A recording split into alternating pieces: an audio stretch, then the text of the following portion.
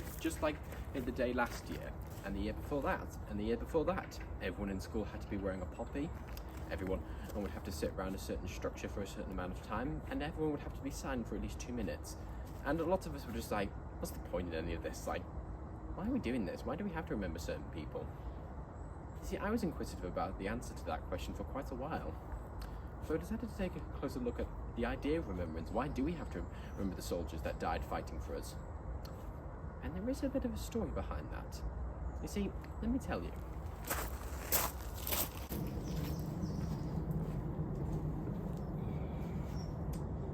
You see, it all started with a man by the name of Fabian Ware, who was at the time the director of the Rio Tinto company, which I can recall was a company that mostly worked in the coal and oil industry. You see, he really wanted to join the Royal Army and fight against the German Empire in World War I. Sadly, however, he was 45, which meant he was too old to join. But with a little bit of effort and a little bit of persuasion, he was luckily able to join the British Red Cross. He was finally able to journey to France in September of 1914. And whilst he was there, he saw a quite disgusting sight, which sort of revolted him. Let's go have a look, shall we?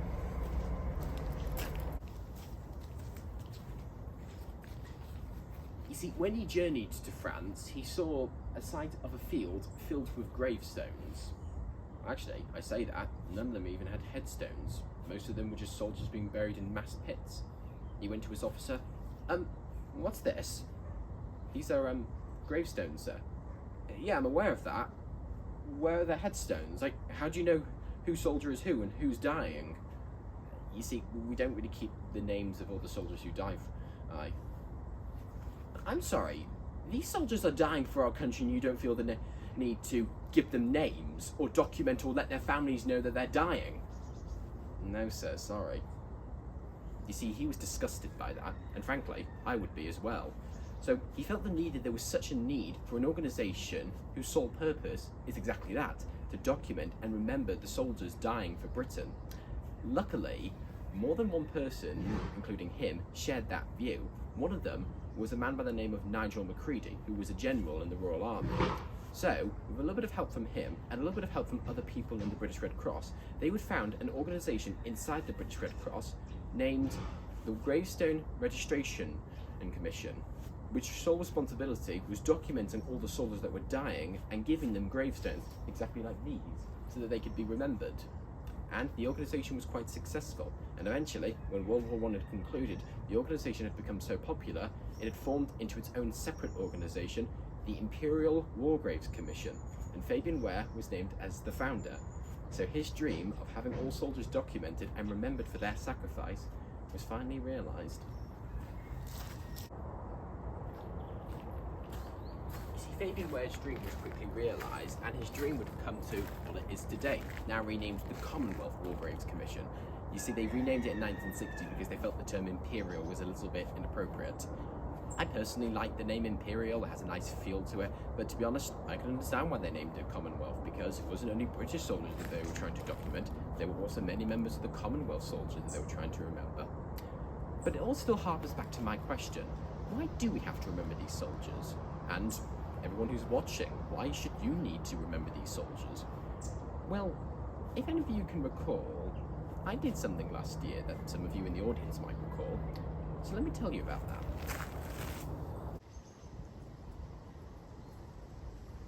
You see, last year, I wanted to do a little video dedicated to the memory of a certain soldier from World War I or World War II. You see, at the time, I then had the decision of, who should I do it for? Who should I dedicate this video for? So I had a look around in this graveyard here, and I found someone. You see, his name was Reginald Taverner Johnson. He was a captain in the 5th North Staffordshire Regiment. He served in not only World War I, he also served in the Second Boer War from 1901 to 1902. He was married to a lovely wife, Margaret, and they both had one adopted daughter. And both of them lived in the Upper House in Barlaston, right here in the UK here. And during World War I, he went off to go and serve his country once again, like he did in the Second Boer War. However, it was the 13th of October in 1914, and at the time it was the Battle of Loos. He was leading his Company B against the Imperial Germans. He shouted, "Come on, Company B!" And they charged against a barrage of machine gun fire. Then, he was shot in the left side and fell to the ground. And that was the last time he was ever seen alive. He was pronounced killed in action the following day, leaving behind him his wife Margaret and their adopted daughter. But then something puzzled me. This soldier had given his life for our country. It's like they say, it really is sweet and proper to die for one's country. However, I'd never seen anyone come to his monument. Yes, I've seen people visit the graveyard, but no one really stopped at his monument. No one had even laid a flower on his monument, let alone a poppy. So, I thought, this soldier's pretty much been forgotten, and that's not right. He served our country, died for it, and he's not even being remembered. How dare they? So last year, I dedicated that video in his memory, performed him a little ceremony, gave him a nice poppy wreath, and that was the end of that. But then, the video exploded. Many people at my school, many people in my family, and close friends were amazed that I was doing that for just that particular soldier. And ever since then, I still visit that monument pretty much every week. And yeah, it's been exactly 1 year since I did that video, so why don't we do it again? We find ourselves here again. It's amazing to think that we did this exactly 1 year ago now. So, it's only fitting that we do it again. Because why not? Let us begin. They shall grow not old, as we that are left grow old. Age shall not worry them, nor the years condemn. At the going down of the sun, and in the morning, we will remember them.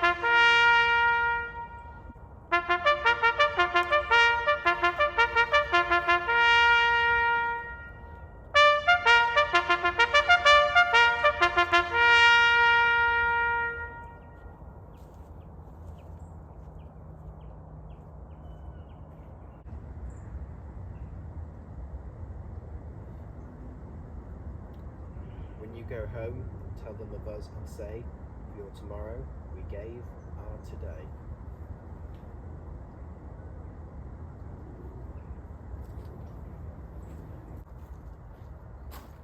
So remember everyone, why do we have to remember the soldiers that died for us in World War One and World War Two and many other wars?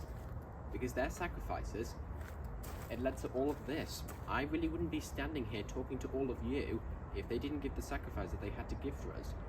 They gave their lives so that we could live how we live today, live with the heritage, live with the culture, live with the history. So they've given a lot for us, so I really think it's right for us to give enough for them. Because, you see, in my mind, it really is sweet and proper to die for one's country. And always remember this, lest we forget.